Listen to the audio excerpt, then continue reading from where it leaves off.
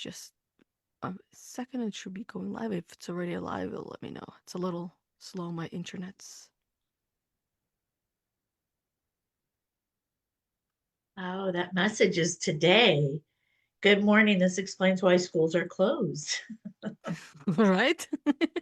And we are officially live. Hello, hello, hello, beautiful souls. Yana Kasperzak here, coming into you live. I know it's been a minute since I've been live with the podcast, but things have been brewing in the back end, as you ladies will all see. So, some of you know who I am, some of you don't. I'm Yana Kasperzak. I'm a founder of Empathy Unicorn Academy and a host of this podcast, Get Your Shit Together, with this new series of Your Journey of Becoming, where I have women come on and share their journeys of becoming who they are today. And I have been obsessed with helping women, good girls, spiritual women such as yourself, who are natural born leaders, who are tired of treating their businesses like a hobby and ready to get their shit together and break free from that mental prison so you can build the business and the life that you are obsessed with. That is something that you can be super, super proud of.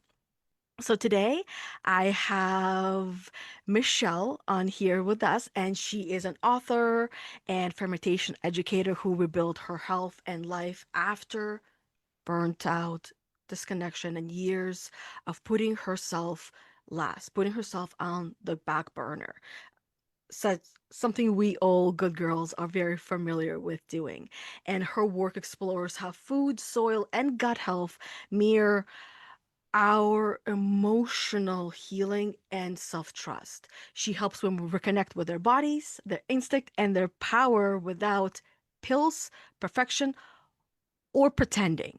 And that one, I believe, would be one of the my favorite ones to explore and talk about. But I really love to hear from you, Michelle. Um, just introduce yourself in the way that you would, number one. And number two, just go right into the meat and potatoes of your journey of becoming, of all the ups and downs, all the shit storms, right? We have that word, get your shit together in there for a reason. Let's just use it, right? And I know you and I, we've talked about that very thing as well. So we'll talk about that today. I believe it might be important for some of you, just a little bit. But let us know a little bit more of who you are, aside from what I've mentioned, and how did you get to where you are today? Well, first of all, Anna, thank you so much for having me on. And what a beautiful intro. I hope I can follow up with everything you said. You wrote it. But it sounds so great coming from you. Oh, thank you.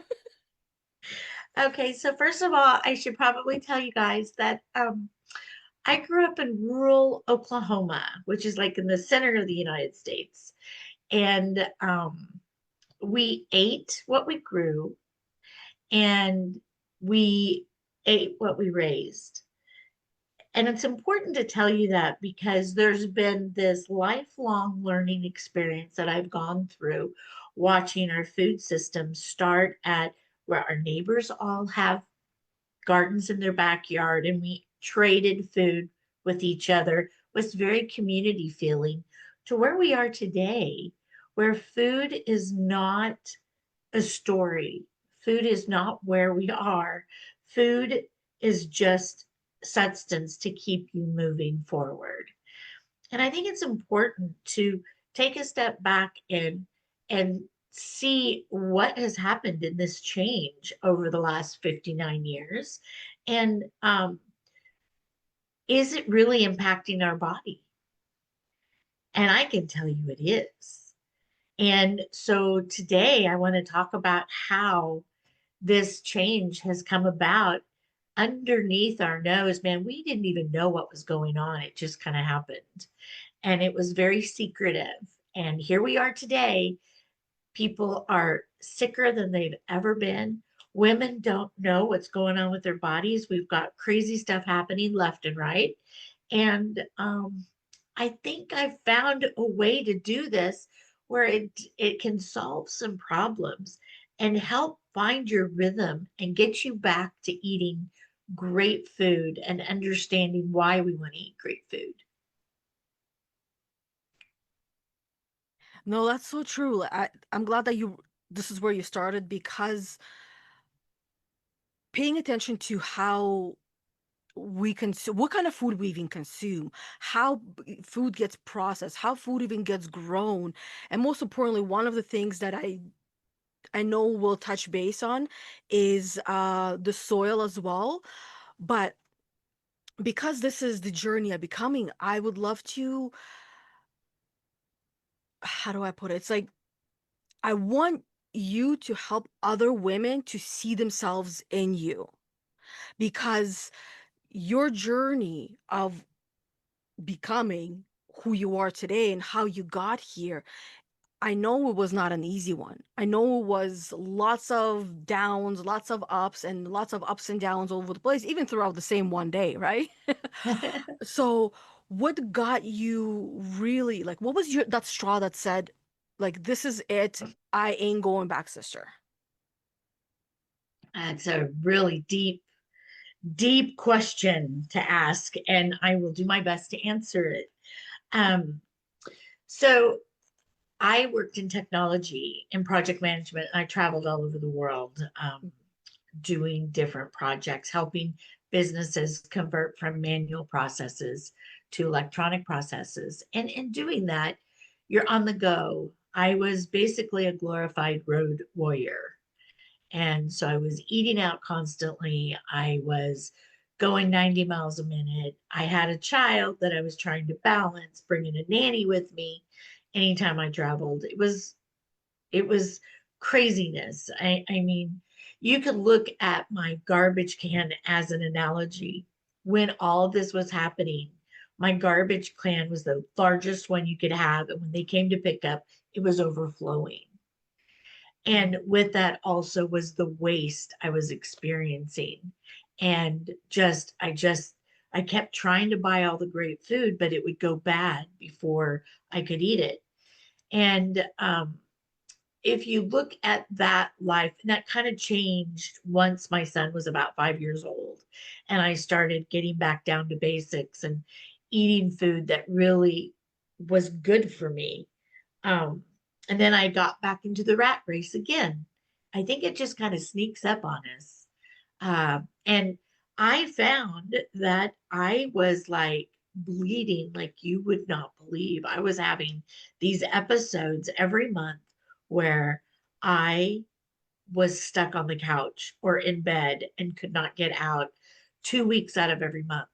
It was awful. And in fact, I landed in the hospital many times getting DNCs and ablations to stop the hemorrhaging that was happening. And there was nothing I could do about it. I had no control. I remember somebody saying, just get control of it. And I'm like, how? Doctors would tell me get a hysterectomy. And I was like, I'm just not one of those people that go and do medical procedures very easily. I'm kind of scared of that kind of stuff. I want things to happen naturally, and I wasn't understanding what was going on with my body. And I was in a 5 year span.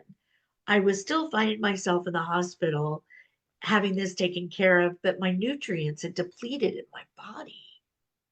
And so the doctors would give me antibiotics and then they would give me probiotics to balance the antibiotics. And I would be on prednisone. I'd be on blood pressure medicine. I was on so many crazy pills, it was out of control.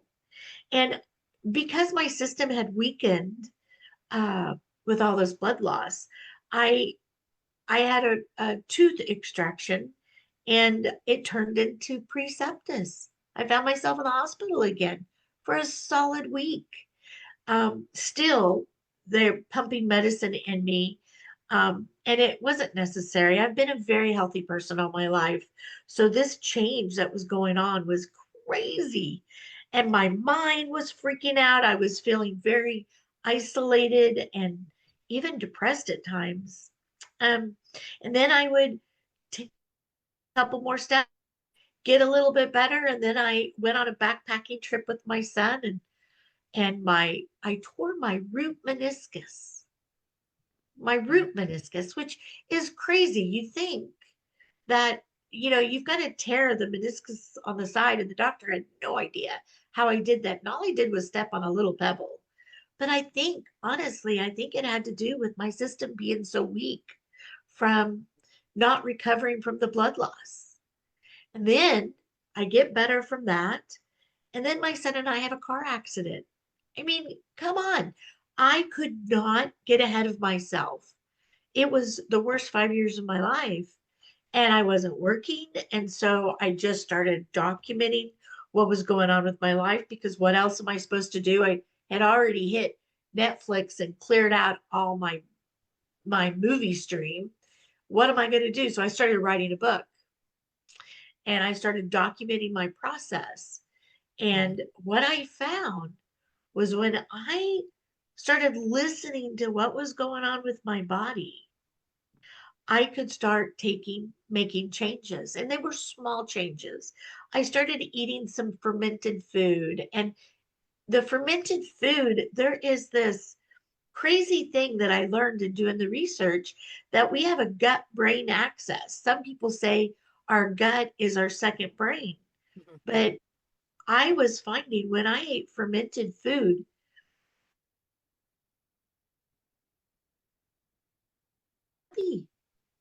and making me happy was a big deal, because I was in a dark, dark place. And so I would eat a little bit. And I found that I ate it 3 times a day. And wow, my mood changed. And then I started noticing I started sleeping a little bit better. And, inflammation wasn't so bad. Mhm. I was like, whoa, is this all because of fermented food? What is going on? And I completely stopped all the medications the doctors had on me.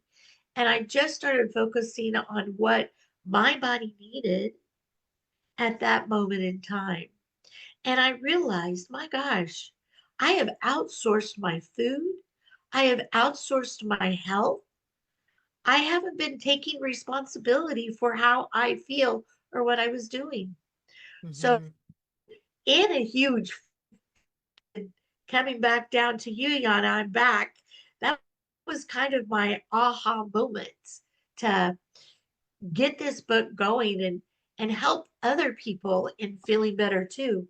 Our bodies are not broken. No. They're underfed. They're underfed, and Malnourished. yeah, malnourished. And we can get that back by feeding the microbes in our belly. I love that. And thank you for sharing your journey. I know it sounds like it's almost like easy to hear for some people, but when you're going through it, and those who have gone through it or are going through it, it is not easy. It's like it's like stabbing your toe over and over and over again when you're feeling that internal pain, and you use the word outsource. I think that's a really powerful word to use for pretty much everything that we're doing. We're outsourcing our entertainment, and especially like if we were talking about kids here as well, because you mentioned Yeah. your son, I'll mention my kids, outsourcing their entertainment. I don't know about you, Michelle, but I'm gonna assume when you were growing up, the entertainment was your siblings, your parents, some books, some sticks outside, some mud, and Yana, it was go outside and don't come back till dark. right? Seriously. Now it's the other You did way. not We go in won't the let them house go. until it was dark. Yep. Yeah, and then if it's dark, and this is where I remember there was one time my mom taught me and helped me, look, I guess I didn't, because I didn't know, right? To understand that when you're outside, it doesn't seem so dark, but when you come inside and you look outside, it's really dark. Because if you have street lights, you gradually adjust to the light, right? Yes. It's like if you walk in Yes. into a dark room, you know it's dark. But if you were in that room already and gradually the light was being turned off, your eyes would adjust. And now we're outsourcing our food. And now what you are talking about, what you did is you readjusted to a new reality where you're not outsourcing every single thing. Because let's be honest, we can't do every single thing. We still got to outsource. So I'm okay outsourcing entertainment. That's why I brought it up, right? Having all these Netflix and Disney's commercials or not, you still enjoy it. I would, I'd love to hear the fermentations. I know I have other questions, but I want to hear a little bit more because this is also for me. I'm curious myself as I have started Sure. fermenting, as I mentioned to you. What was the last time when we had the call, the first call that we had right before I was fermenting ginger, and now Making a I have ginger bug. right, and now I have five of them, and I don't know if it's gonna work out, but I'm just a scientist in the kitchen. I am. What would you tell someone who's just starting off with fermentation and has absolutely no idea and starting off with the recipe Okay. of simple? Okay. Well, first of all, I say baby steps. And let's talk a little bit about what fermentation is, because some people think fermentation is canning, and they're two very different activities. They both preserve food, but they come about it in a different way. Hmm. When you can food, like tomatoes, for example, and yes, you've got some acid in that tomato when you can it, lemon juice, uh, and you seal it, it is preserved by heat. You make it hot and you kill the microbes, everything, the bacteria, everything that's in there is sealed, heated, preserved. Fermentation is a very different activity. Fermentation is alive, it's food that is alive.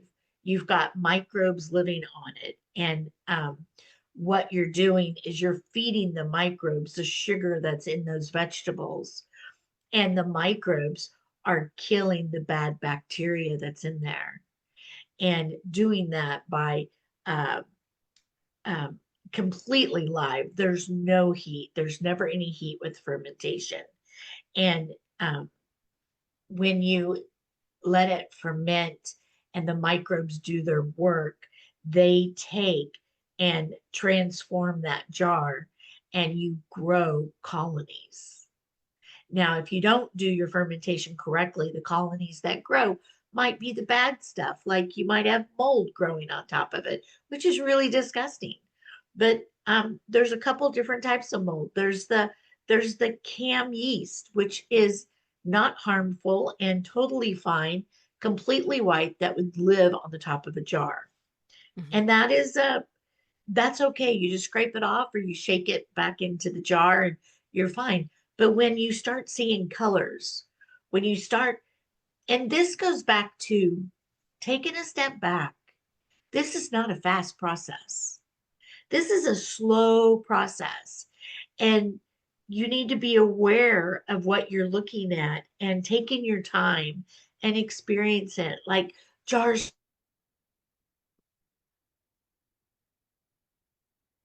and we think that's bad. That's botulism.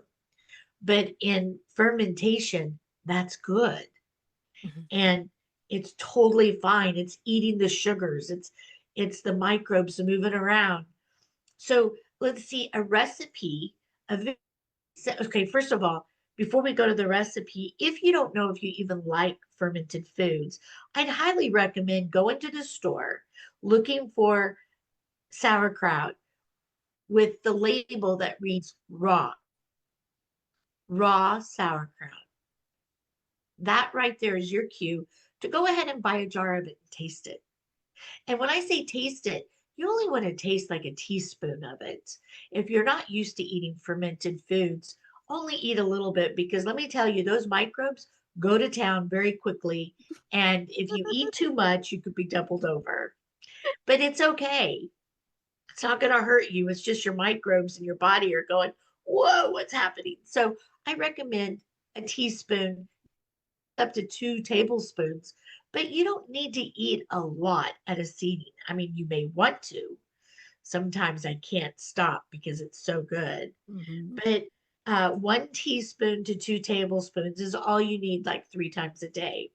So now, let's say you've tasted that and you're like, okay, I want to try this myself. So you go buy a cabbage,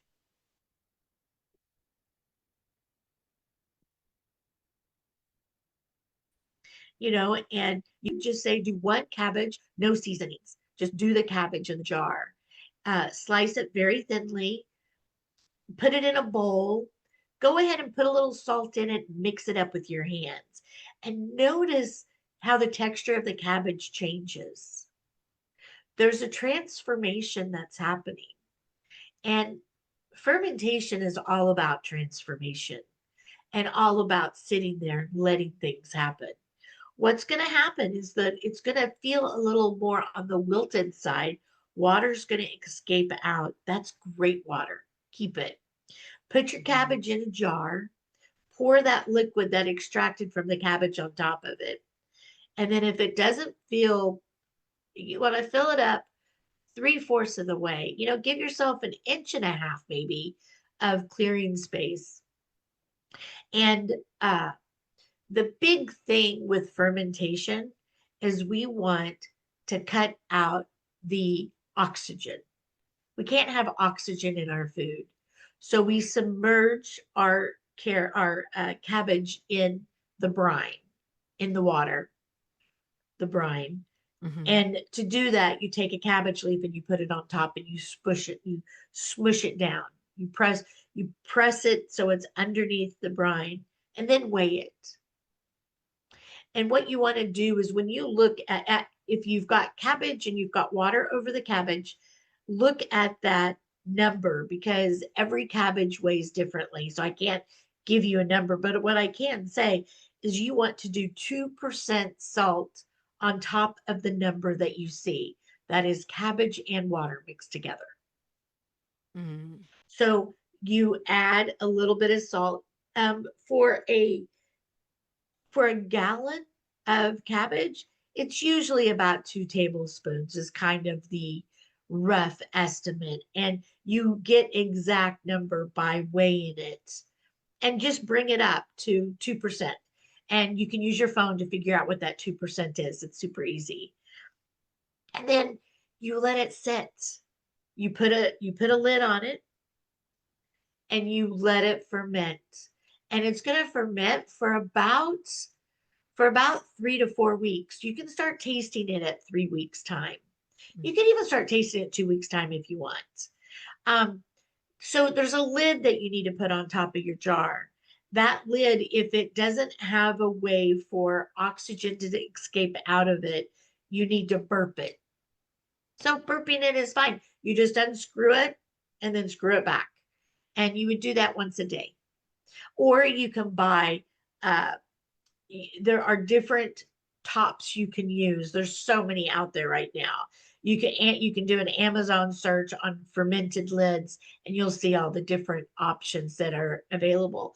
I personally prefer the airlock method. The airlock method is this really cool device that has you put water in it and as the oxygen rises through the fermentation bubbling, it gets trapped and moved out of the siphon and it's kind of cool to watch, especially if you have kids. It's a fun thing to experiment with. And you don't have to deal with unscrewing it and open it up.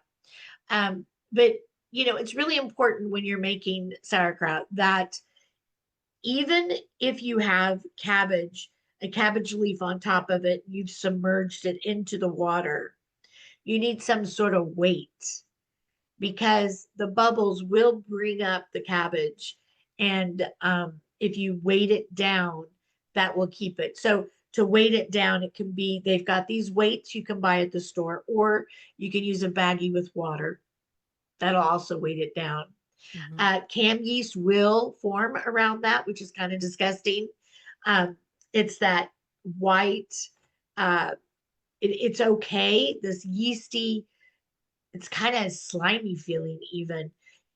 You can extract it, taking the baggie out and then washing the baggie and putting it back into the jar. Or you can use a new baggie if you want to do that. But anywhere that you've got a little bit of brine and you've got oxygen, you're going to create calm yeast. Mm. So you just need to make sure you're always submerged. So, okay, to recap, it is cabbage in water and salt. You're going to slice your cabbage, stick it in a jar, make sure you've got water over it, and you've got a clearing of about an inch and a half in the jar. Put a cabbage leaf on top of it, press it down, add a weight, put your lid on it, and wait. And that's it. Perfect. And it sounds like a lot that I just said, but it's really super easy and you can do it in 5 minutes once Yeah. you get used to it. It sounds like a It lot the takes, first couple of times. And then yes, afterwards, like, once we get the gist, like, oh, I got it. It's like a math problem. Algebra is hard until you get it. Once you get it, yes, understand yes. it, you're like, And let me tell you, the one thing that's really important about this is that your cabbage probably cost you $6, but that fermented jar can last at least a year if you don't eat it all. But it'll last. So after you're done fermenting it, when you can taste it, and you if it's still too salty, if it just has too much of a saltiness to it, put it back in. Let it keep fermenting. Give it a couple more days. When mhm, it gets to that ideal spot, and everybody's spot is different, then put it in the refrigerator and it'll slow down the fermentation to hardly anything. And it'll just sit there as long as you want it to. I have mustard I've made that has been in the refrigerator for 3 years and it's excellent. It's so good. So you just, you know, you measure it out, you wait, you taste it when it's at its perfect spot, then put it in the refrigerator so it stops fermenting. And mhm. I'll tell you that cabbage, you know, coleslaw, if you make coleslaw from cabbage, man, you're spending, you can get about 20 servings and it goes bad in 3 days. But you take that cabbage, you make sauerkraut, that cabbage now lasts a year and you can get 20 servings from it because you don't need as many. And you've got more nutritional value in that cabbage, in that 1 teaspoon, than you could have ever had in coleslaw. Mhm. So there you go. Awesome. And then us Europeans, what we'll do is we'll make it quite unhealthy by adding some bacon and pierogies to it. Mix it with sauerkraut, and it's so good. And then you sour cream on top of the sauerkraut with all the stuff. Yeah, yeah, you can. You just know that that is live. It's a live culture, and you are giving your body great benefits. And what those benefits are, those are microbes. And Mhm, those microbes, when you add all that other stuff to it, just it helps. Fermentation, a way of almost already decomposing the food. It takes it halfway there. So it's easier on your digestion to eat it and to process it because mhm, it's partially uh, decomposed already. I do a lot of beans. I ferment a lot of beans that way. Gets rid of the gas, which is beautiful. Um, and it is so much easier on your body to release it when it's partially decomposed. mhm, It also helps with the rest of the food you're eating. It'll help process food if you add those microbes in. mhm. No, that's true, right? And when we ourselves are walking, talking bacterias, right? This is what how our body functions. So when our gut bacteria, gut floras, all the gut linings, everything is damaged from us eating food products, which is barely even keeping us alive. It made me like this is how what I refer to as the sourdough Uh-huh. uh like how used to feed my sourdough versus how I feed it now because someone I was watching a video, one lady mentioned that if you're feeding your sourdough 1-1-1, so 100-gram starter, 100-gram One water, flour, 100-gram one water. flour, for those that don't know. So if you're feeding it that ratio, what you're really doing it is you're barely keeping it alive. You're literally giving it just enough nutrition and food to keep it in starvation mode, but not starve to death and not really alive. So this is how, and then the way that you would keep it alive, just to answer those who might be asking that question is one, two, two. And if you want to give more, you can give more. But this is what I started recognizing about the food industry. All these, everything that is in the middle of the aisle, in the middle of the store, should be avoided. You want to shop all the way around because this is where the food is alive. But everything that's in the middle that is not food, it's food product. Yes, of course, you can find jams and you can find fermented foods and things in there, but at the same time, it costs you a lot less to do it yourself than to pay Yeah. for it in the store, and you know exactly what goes in there. And you, another way of looking at it is if you read the back of the label and this is the recipe that you would use yourself, then buy that product. And if this is not something that you would make in your own kitchen, Or then you can why? pronounce. Right? Because then that means the scientist is involved. So why would you go to a science lab to buy food for yourself when the other part of the science is, I know in your book, you're going to be talking about the soil in there as well, right? And I know we're not going to Yes. get much into it because we don't have much time. So I just wanted to drop these little seeds, these little nuggets.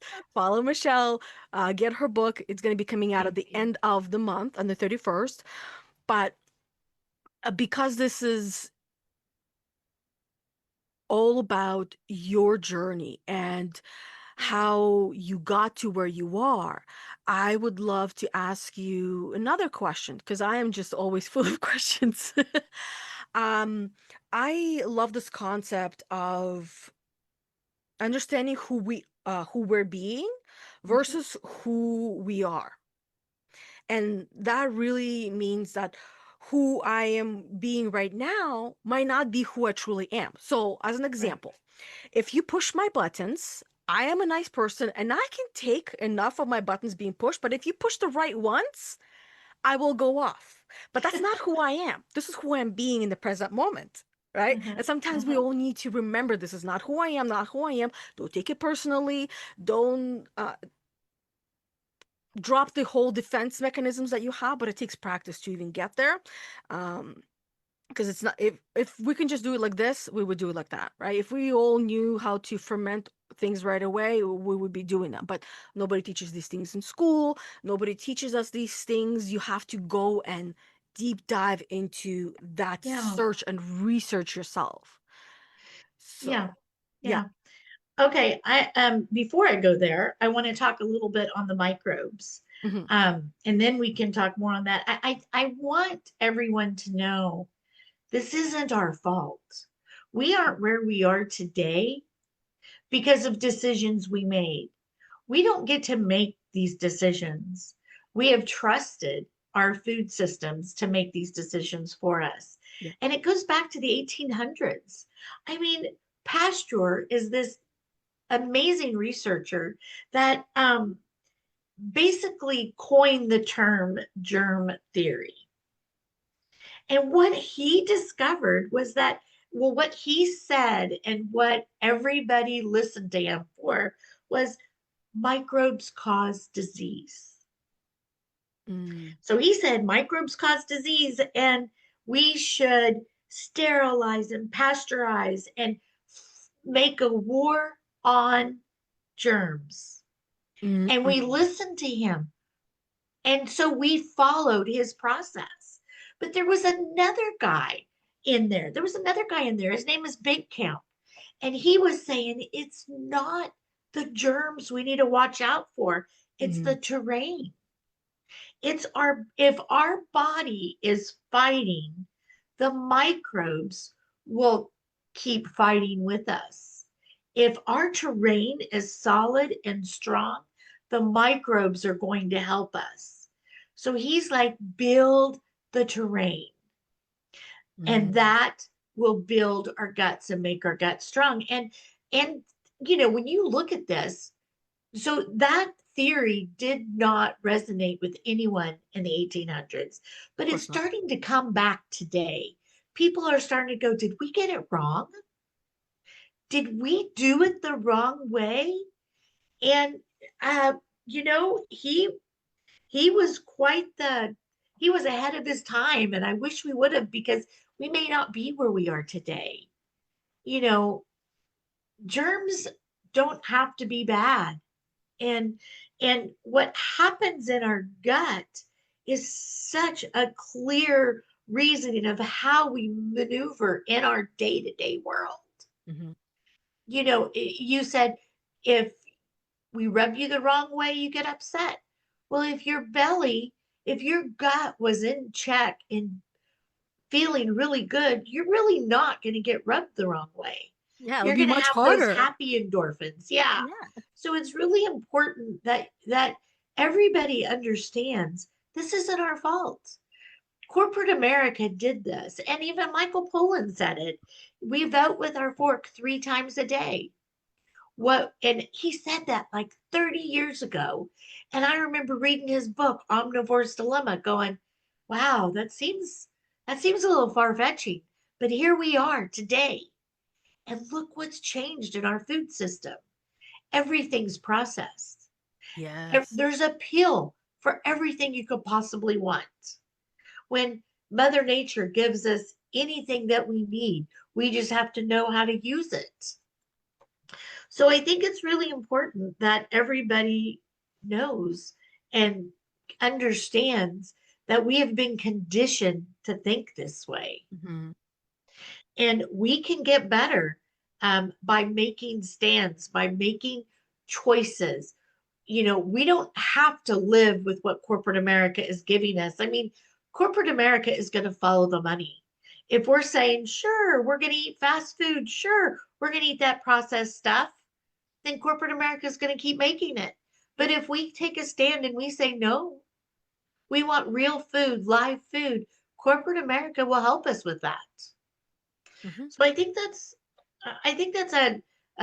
something that will bring about food sovereignty. And my goal is that my book and my process, this easy way of working through like a 2 week reset, becomes builds momentum and becomes the way that everybody starts living. Our world would be so much happier. Yes. You know, it would really be so much happier. And honestly, I forgot what your question was now. Well, the question I was gonna ask is more who you were being before this transformation and Oh, who I you are was now. trying to get up. I couldn't sleep. My body hurt. I was bummed out, depressed. Everything was hard. You know, I equate it to when you're sick. Yeah. And when I'm sick, everything looks great. My world looks great. Hmm. But when I start feeling better, all of a sudden color comes back. Everything's either I can put my shoes on and tie my shoes and it's not a struggle. You know, my head is not pounding. Everything feels good. Yeah. So I kind of feel that that's where I was. And for a long time, I was living with that pain and taking it back and starting my fermented foods and finding some rhythms again. Rhythms are key. You know, I drink a warm glass of water with lemon and salt every morning because it feels good. You know what else it does? It gets your bile moving in your gut. It starts your day off great. I'll eat a tablespoon, sometimes two, of something fermented first thing in the morning after my water. And it wakes me up and gives me energy. It's fantastic. And if I feel like there's a lump in the day, I go grab another fermented food. I might take miso and put it with some warm water and drink it. And then all of a sudden, I'm bouncing off the walls, ready to keep my day going. So I think it's really important to listen to what your body is asking for and giving it what it needs. And we're not going to find it in empty calories. We're not going to find it on those center shelves that's all processed food. Our Yeah. body's craving microbes, live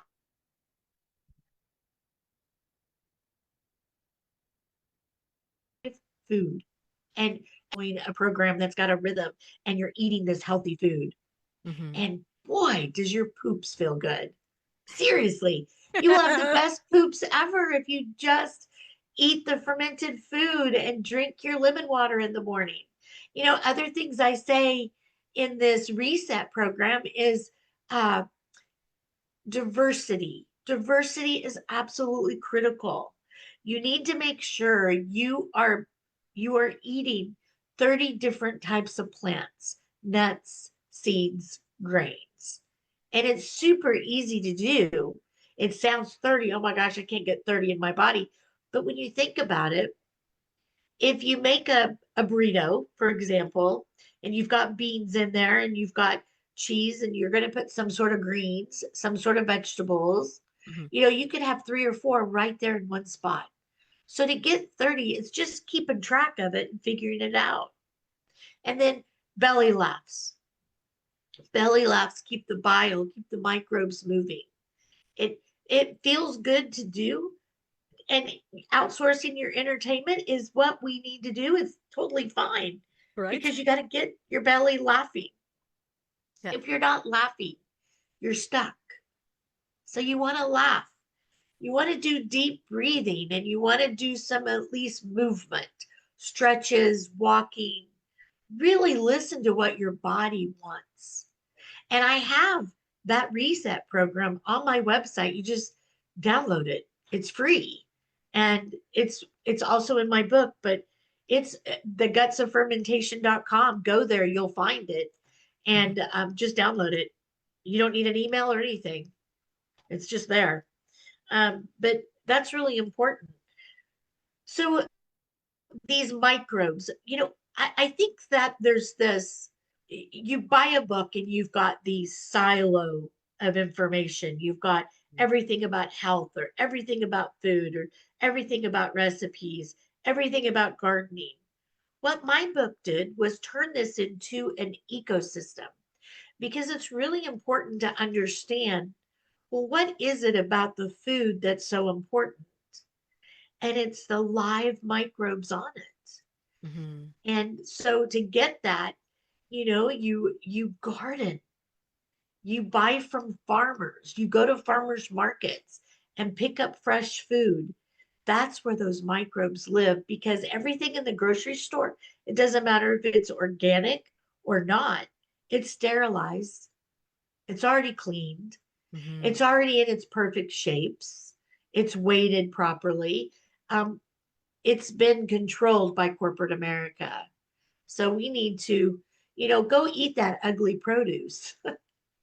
Yeah. and and what I think what you're talking about, Yana, is the something an aha moment. I've had so many in my lifetime, right?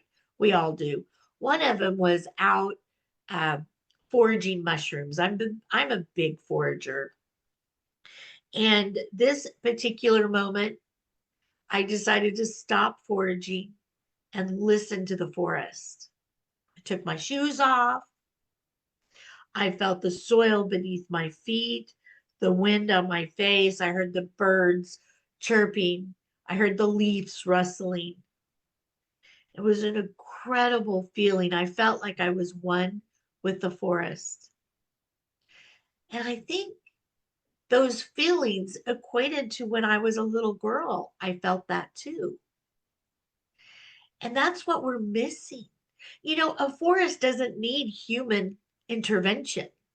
Humans don't go into the forest and fix it.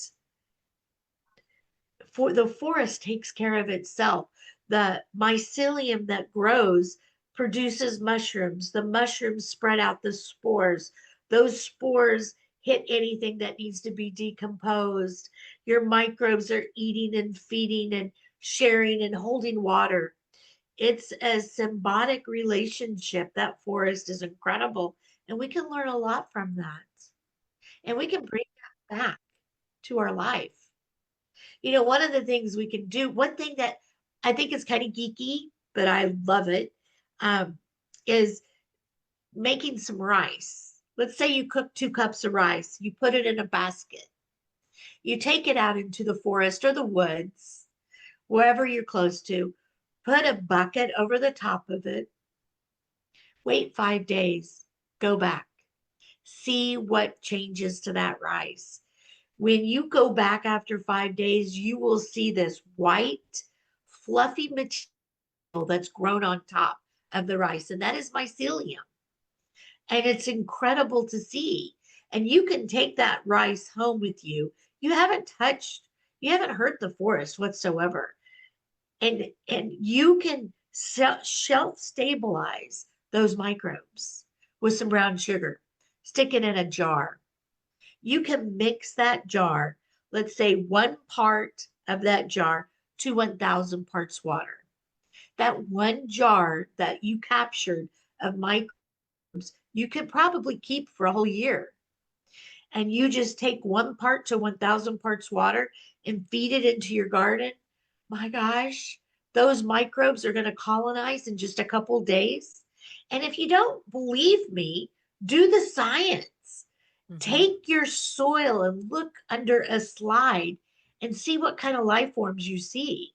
And then feed your soil the microbes and go back and look at it again in 3 days. It colonizes a fast, rapid pace. I mean, one handful of microbes from the forest is more people than there are on this planet. It's insane. It's absolutely insane. I mean, it's still new technology. I mean, it wasn't until the 2000s that we could even see more than shapes under the microscope. And now we can do DNA sequencing Hmm. on the microbes. Now we can map pathways that these microbes are taking. So it's new and it's exciting and it's going to help us because everything that's going on in the soil goes on in our guts, Yeah. and when you do not treat your soil properly, if you till your soil, you're killing those Yep. microbes. What Mother Nature gave us, you're killing. So, yeah, it's really important to protect our soil, to, you know, experiment with it. Stick your hands in the dirt. Don't wear gloves. Go Hmm. barehanded. Even, my gosh, take your shoes off. Feel the soil beneath your feet because there's life there and Hmm. it's healing and it is not going to hurt you. So sorry, that was a long, drawn out thing. Hey, whatever meant to come through comes through. And I Oh, love thanks, you Yana. nerding out. There's so much knowledge and wisdom and value in there because it just drops little seeds of, oh, she knows about this. Oh, I've never heard about that. Right? So that way it gives everyone who's listening or watching a moment to take some notes, rewatch this podcast again, re-listen to it again and again as many times as you need to until you have the information that you are needing to get yourself going, to get yourself in to take inspired action. Because Yeah, inspired thank action is you. so important. Without inspired action, we would still be, living with parents. Yes, yes. Yes, and my book goes into all of these topics in detail. My book has 127 recipes in it. So I Mhm. only talk about sauerkraut and sometimes beet kvass, but really I have 127 recipes. And do you know, this is not new and this is not trendy. This has been going on for thousands of Yes. years. Yeah, but it's now new and trendy again because we humans are not much different than fleas. We No, got trained and taught that we are meant to stay in a jar and not jump anymore. I don't know if those of you who are not familiar, there's been a study with fleas that you put fleas in a jar, you close the lid. Once the fleas learn that they can't escape, they will not even try. And all the generations after the fleas, all their babies and offsprings will be doing the same thing. And we yes, humans are not much different than fleas who are trapped in this fermentation jar we call Earth. yes. So true. So true. Right? That was a great analogy. Oh, thank you. I try. I like analogies. I find this is how I've learned things. This is how I understand and certain deep concepts that like some people they understand, let's say, math through basketballs and playing Yeah. different games, The right? For me, stats. right? It's Yes, yes. I think a style of learning, I guess, in a way. For me, analogies, humor is the way to go. Stories.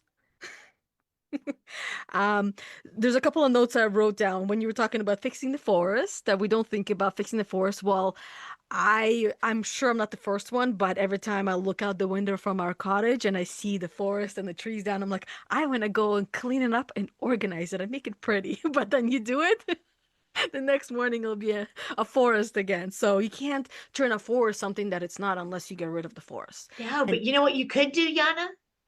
You could grow the inoculate the thing. woods that are laying down on the ground with mushroom spores and grow mushrooms and have a mushroom farm right there. Well, Embrace what's there. see, and this is, I bought some mushroom spores. Yes. And I'm not an expert in planting mushrooms. So my planting method was feel free to laugh as much as you want. I just toss them around. Yeah, that Which of doesn't course, and work I'm because you like, have "What? to have I a know. substrate. Yes, I you need know. a That's what I'm like. substrate. So And then some I put under and the leaf. the substrate's different based on what mushroom you're growing. So Exactly. I really focus on the medicinal mushrooms like lion's mane and Hmm. cordyceps and I think it's really important to get uh, medicinal mushrooms in your body anyway. Yeah. So I'm always showing people how to do mushroom farms. It's really fun.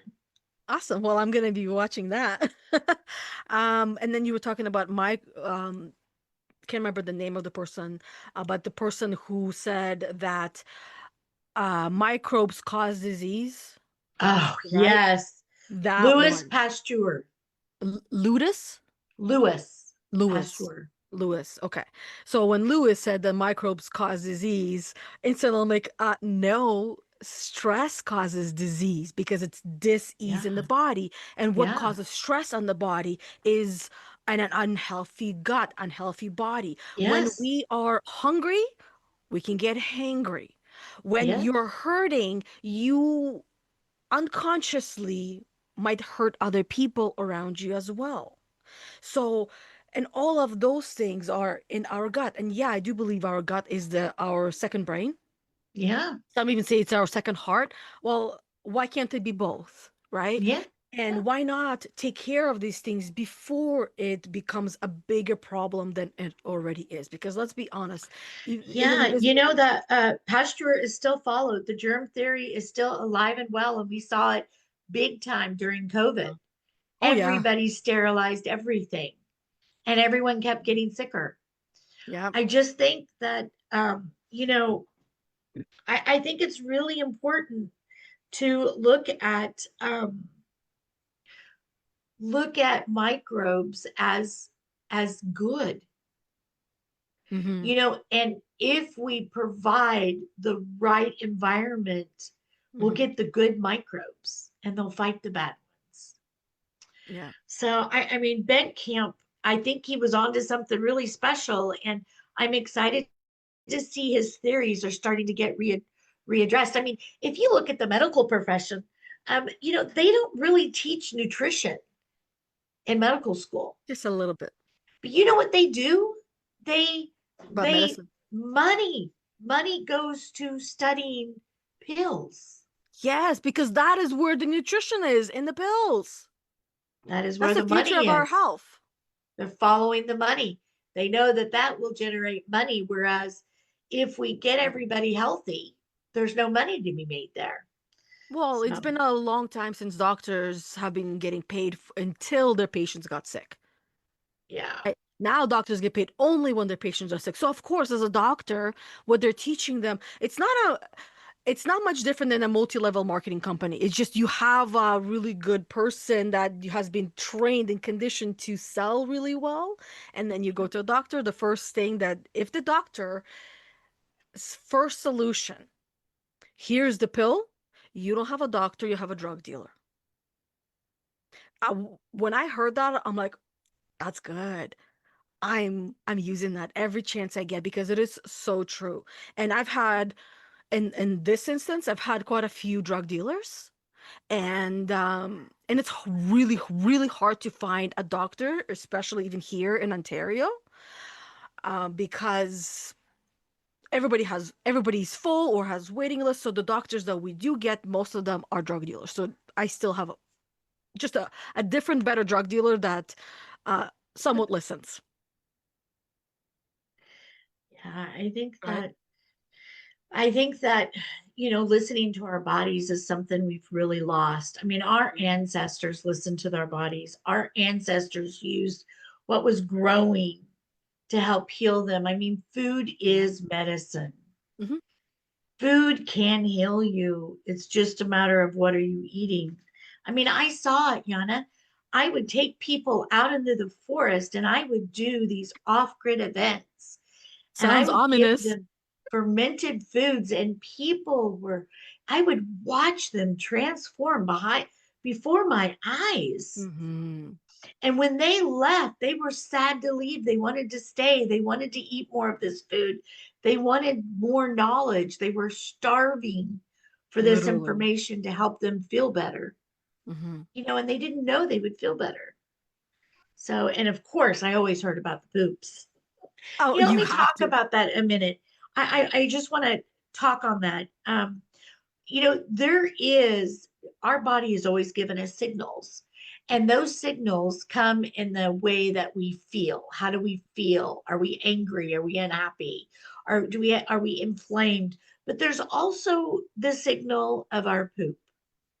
Hmm. And we laugh about that because it's a taboo topic. But truly, in my book, I have a chart that was made uh, a long time ago called the Bristol chart, and anybody can look it up. In my book, there's a pretty one because I had an artist design it for me. And it's Um, colored, I presume? yeah, well, no, my book doesn't have any colors in it. It's black and white, but it's still really cute compared. Yeah. I mean, poop, that's cute. I was like, can you make me a poop chart? Here's my example, the Bristol chart, And make but it make it cute. pretty. And she's Make it like, pretty and make cute. poop pretty. And I'm like, yeah. So anyway, when you see it, you'll be like, oh, okay, I get this. But Okay. anyway, what I want to say about poop, you can track your poop for 1 to 2 weeks. And the questions you want to ask yourself is what where does this poop fall on the Bristol chart? 1 through 6. You want a perfect poop is like a 4, a 3 or a 4. And then what color is it? What is the transient time? Does it stink? And all of these, this is all information. Can you imagine if you went to your doctor with a 2 week of your poop, how much knowledge they will have by looking at that? They can actually give you informed decisions. Doing blood test isn't going to give you the right information, but tracking your poop does. And if you have a doctor that's like, oh, yeah, I don't know anything about that, you've got the wrong doctor. It's not a doctor, So it's a I drug think it's dealer then, really probably. what? It's probably not a doctor or drug dealer then. A Yes, real yes, doctor would know. yes. So, I mean, it's really important. And transient time, you can't just do, you need to test it. You test it by eating some beets. And then as you poop, what color is your poop? Really red. When it's red, that'll tell you transient time before 12 hours, that's running through you too fast. And that means you're not getting all the nutrients you need. If it takes longer than 24 hours, then you've got a problem with something like your kidneys. You need to have a doctor look at. You really need to get that addressed. Stinkiness can drive something going on with your poop. Does it float? Does it sink? If it's floating, man, the first thing when it's floating is you have too much fat in your diet. I mean, talk about mind blowing. Think about if your goal was to make your poop the absolute perfect poop, how good you would feel. Right? And relieved. Yeah, yeah. Because if you've got a perfect poop, boy, that means what you're putting in your mouth is perfect. Right? So I think that's really important to share. So I had to like Yeah. throw that out there, Yana. Thank Oh, you. perfect. That's a great way to wrap things up, talking about Poop. food. Right? I mean, this is where all the food ends up. So we Yes. start with talking about food itself, then how you ferment it, the fermentation inside, and then you gotta relieve it, right? So, and then look at it, chart it, and see what's going on inside. And then you have a better understanding of yourself and your health. And you can also see perhaps why you've been in a mood, Yes. right? Because it affects your Yes. mood.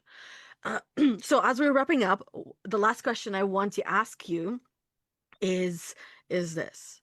What part of yourself are you finally learning to love without trying to fix or hide? And this does not have to be but the God, this is just overall of No. your life and journey of part of yourself that you are learning to love more than you already have without trying to hide it or fix You it. know, it's really interesting, Yana. I'm 59 years old. And honestly, I feel the most real I've ever felt in my Mm, life right now, right this moment. And I know I went through the change. I know that there's changes that happen mentally when you go through this change, but I feel powerful. And I'm not scared of what I have to say. I mm, mean, do you know how long it took for me to share that I'm a mushroom hunter or that I like to talk about poop or that um, I wanted to be honest about how I felt my inflammation hurting me? mhm. These signals, this stuff that happens to us, we live in a society that it's all taboo. Yep. My menstrual cycle, I was so lucky to grow up and never have a problem. And I didn't start it until after I had my child. And then all hell broke loose.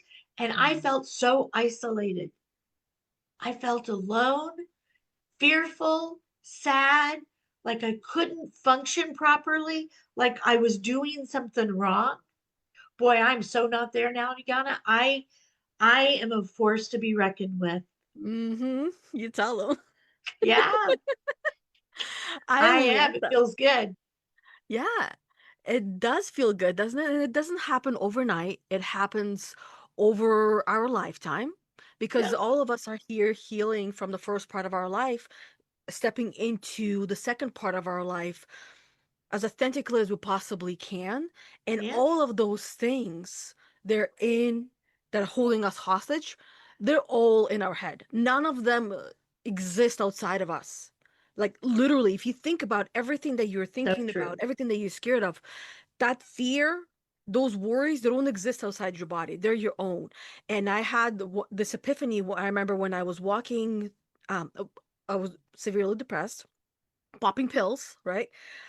Because this was the only way of not being depressed. That drug Of dealer was surviving. Of right, surviving, Yana. and it just made me and my body and everything so much worse. But I remember being in a grocery store and spinning out. My son was just 2.5 years old, and I'm in this grocery store, and I'm thinking that everybody's judging me because my son is here, he's there, he's everywhere. And I remember thinking everybody's thinking of me and judging me, and this is what they're thinking and saying. And I realized, and this is when I was already doing the work on myself, or before I went to the coach training program, I realized that nobody gives a shit about me. They don't even know I exist, and they will forget about me the moment they turn away. And that is Yeah. my ego speaking. So therefore, that's the work I'm doing. The ego work that traps Yeah. me in my own mind, in my own body, in my own fears, not allowing me to do and be what I want. And breaking So through true. is not easy, but it's so worth it because in the end, you're like, I'm I got it. I figured it Yeah. out. I don't know how. I mean, you do. We all do. But it's like, I don't know how, but I'm here, right? And it feels like we went to sleep, we woke up, and we're here.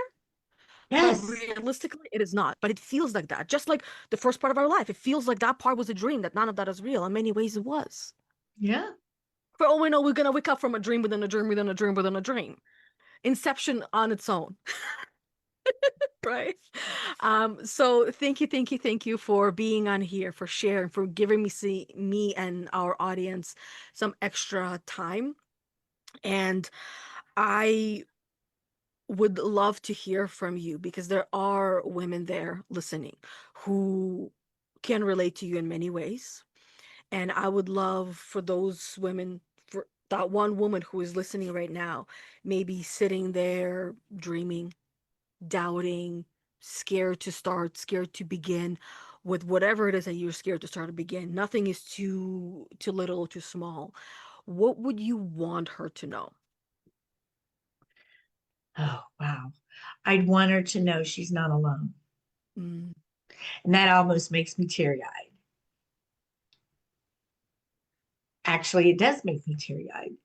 yeah, We, us women, have a lot to go through. We have a lot of responsibilities on our shoulders. We have to reach out. We have to be in community. And we're in a world right now where we're not in community. yeah, And fermenting foods is a way of being in community, working with others, uh, talking about what you're going through, really being present, slowing down. I want her to know she can reach out to me at any time. I would love to hear from any of your listeners on yeah, what they're going through. You know, allergies, a lot of allergies can be solved by fixing your gut, by eating fermented food. A lot of ailments, autoimmune diseases can be healed or helped by eating fermented food. But I think the biggest thing is you are not alone. yeah, I don't want anybody to feel like I felt. yeah. That's beautiful and very well said. Whew. Yeah, no, that made me teary-eyed as well because I too felt we all feel alone when we begin our journey because we do begin our journey alone. We have Yeah. to. You Yeah. can't begin your journey with anyone else because it's not meant to be that way. You're meant to begin on your own and you're meant to experience some lows. Yeah. But you're not meant to continue that journey alone. You're meant to continue that journey. The reason why you're on that journey is because you're meant to find people who are on that same or similar journey and find that community. That's where your support fortress is going to be. And it is crucial. If you don't have a community, you will continue to feel and be and feel lonely. You can be alone and not feel lonely. There's a big difference between those. And there's so many communities out there, but it comes down to what is your main focus right now? If that is fixing your gut and inside out, there's many approaches to inside out healing. And I mean, all of them pretty much are inside out. Exercise, that's going to be an inside out approach. Your nutrition is going to be another inside out approach. Mindset coaching training is going to be another, right? Sleeping is another one. Maybe you got to get your sleep together, get your shit together with your sleep. Then you're going to find a community who's trying to fix their sleep because it's not the sleep that's really broken, perhaps. It's your gut, your nervous system, right? Hence why you need a mindset coach.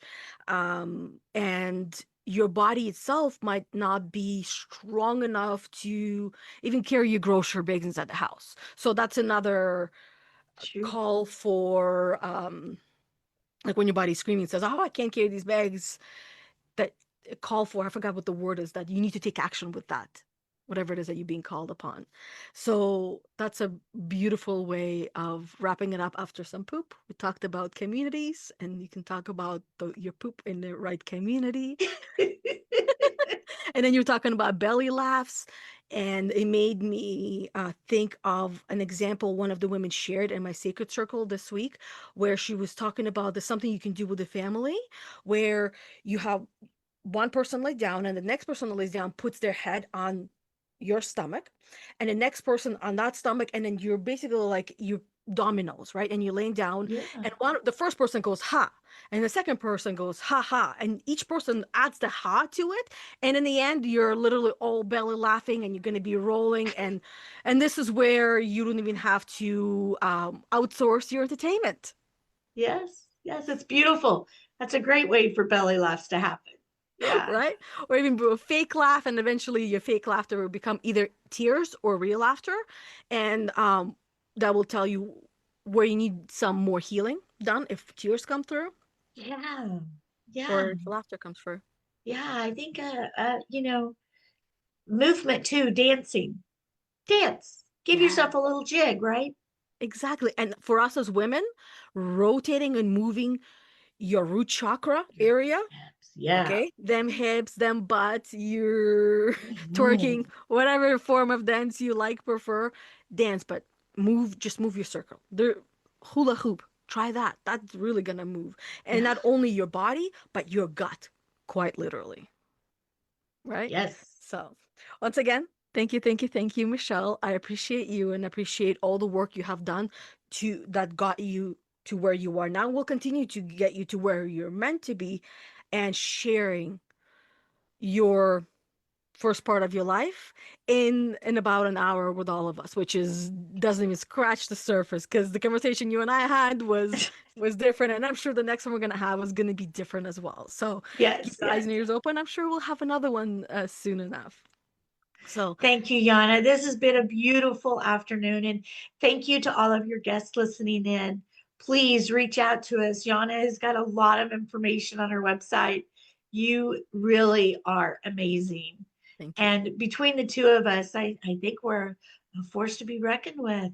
Right? I know we got some seeds planted from our previous conversation. Yes, So yes.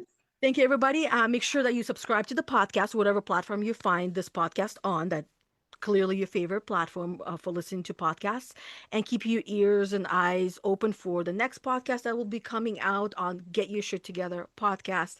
It's spelled right there, really straightforward. Yours, you are. And if you want to find in the shorter form, it's hashtag GERST, literally the first letter of every word, just like with Get You Your Journey Becoming is just short form is hashtag your job. So you figure that one out yourselves. So thank you, everybody, and we'll see you all next time. Bye. Thank you. Bye bye.